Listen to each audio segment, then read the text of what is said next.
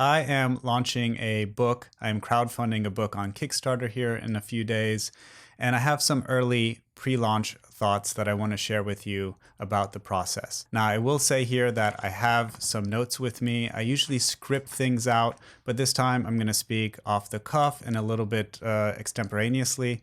So let me know in the comments if you like this more kind of raw style video compared to kind of like a more polished video. So what I want to do today is reflect on the pre-launch process, the process of putting together this book product. Maybe there's some like nuggets of wisdom here in what I'm about to say, maybe not, but the intention here is to kind of be open and reflect on the process of kickstarting and crowdfunding my own books in hopes that it'll help other people as well. So my own book project, it's called The Hill of the Skull.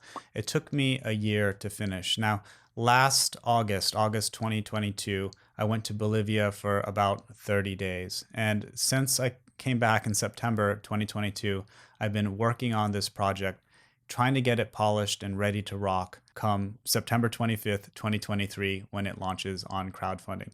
So the first thing I want to talk about is time. Starting a crowdfunding project, a kickstarting project like a book takes a lot of time. Now, my book was a weird book. It's like a half photo book, half memoir. There's a written section, a 7,000 word kind of memoir section, and then like 50 images. And putting together this book took me a lot of time. In fact, it took me more time than I anticipated. It partly took me so long to write this book because there weren't that many archetypes. There weren't that many other books like this out there that I could kind of look at and model my own books on. So I was kind of fumbling through the darkness trying to figure out how to write this book. And, adding to that is the complexity of trying to like marry word and image together into this like book. Writing a book that's just words is difficult. Making a book that's just images is difficult. You amplify the difficulty by trying to make a book that's both words and image. So, this book has been incredibly difficult for me to write, not just because of that, but also because like the memoir section of the book is a personal section. It's a personal story of me becoming a pilgrim. I say a little bit of backstory here. I went to Bolivia in August of 2022 to do and work on some kind of research project. And I was, hoping to keep some distance between me and my research.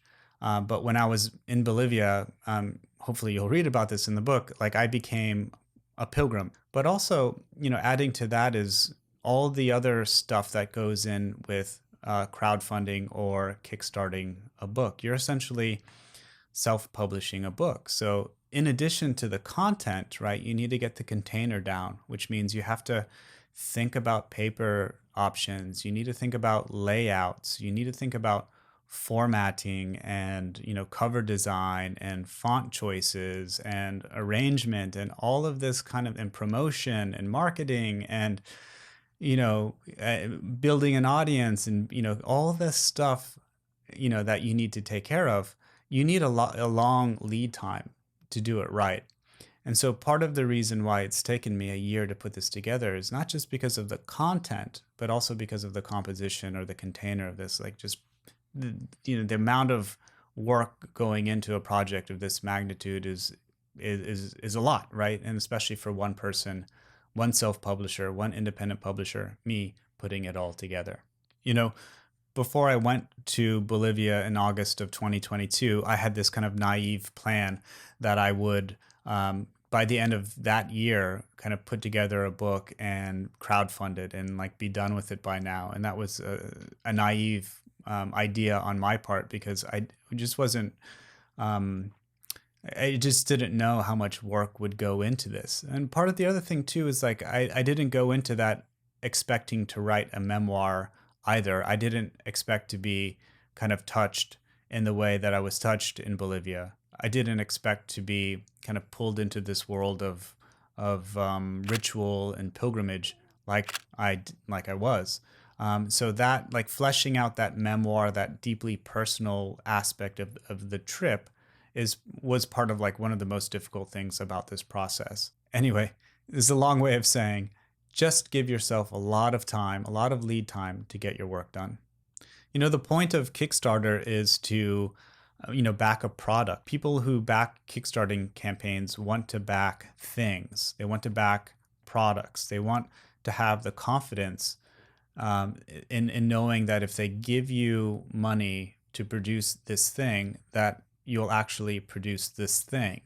And so, how can you kind of guarantee or give people confidence that you'll actually, produce the thing that you say that you'll produce? One of the ways that you can do that is by getting as much of the project, of the book project, done before you launch. This signals to the backer that, hey, you're done with this project. The only thing that you need now is the money to set it off, right? You've done all the heavy lifting, you've done most of this work. Now you just need the money to press a button, click go, and the suppliers will start producing this object, right? People want to have that level of confidence in your campaign. And the way that you do that is finishing your project as much as you can before the launch date. One of the things that I now kind of regret, now that my campaign will launch in a few days here, is that I wish I had done a better job of working with the garage door open. It's like this idea of working in the public eye, having your work out there. Yeah, of course I did that a little bit. Part of my Bolivia project, I did a pop-up newsletter that I called 30 Days in the Andes. So every day for 30 days while I was in Bolivia in the field, I sent emails out to a newsletter with images and a few words about my experiences. And of course, I've been sharing things on social media. But I wish that, at this point, I wish I had done a better job of kind of like lifting the veil or opening the factory doors and letting people in, giving them a behind the scene glimpse of what it's like to do creative work and what it's like to do a book and, those types of things. Of course, like working in the public eye, right? Working with your garage door open puts a certain level of pressure on your kind of creative life, right? Now you're doing things transparently out in the open. People can, walk by the sidewalk and look into your garage and see what you're up to and, maybe criticize your work or validate it. But, there's a pressure and there's kind of this weird feeling that my work is out there in the world now and subject to public scrutiny. And that's kind of frightening. That's a terrifying thing, actually. Not just because like the nature of sharing work publicly, but like the nature of sharing such a personal work, right? This is a deeply personal memoir about my experiences being a researcher turning into kind of like this pilgrim in Bolivia. And it took me a long time to write because it was such a difficult thing for me to process mentally, to say nothing about the words. So part of the fear and anxiety that I'm feeling now, now that we're about to launch this campaign, has a lot to do with like, working in the public eye, working with the garage door open, so to speak, but also like feeling weird about whether people will like my story, right? Will people like my memoir? Will people, kind of feel that what I want them to feel by reading it? What are they going to think about my story? Are they going to judge me? What are they going to think of my images? Are people going to judge me? So like there's, in any kind of like public launch like this, I think there's like a bundle of fears and anxieties and stresses and things like that come along with the process. I don't know what the solution is. I think it's one of those things where, the more you do it, the easier it gets. But really, this is my first real kind of Kickstarter campaign launch thing. And yeah, it's terrifying. It's frightening. And I think that's okay. Like, if you're not at least a little terrified, maybe you're not doing something right. Anyway, I've been rambling far too long. Let me know in the comments what you think about this new format. And if you have a moment, please subscribe to the channel. See you next time.